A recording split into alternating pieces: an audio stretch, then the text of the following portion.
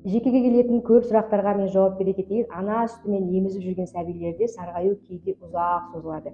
Өйткені ана сүтінде кейбір ерекше заттар бар, олар баланың бауырындағы билирубин бөлініп шығуын баяулатады. Бұл ана сүтінің сарғаюы деп аталады. Ол қауіпті емес, бірақ ұзақ жүруге мүлдем болмайды.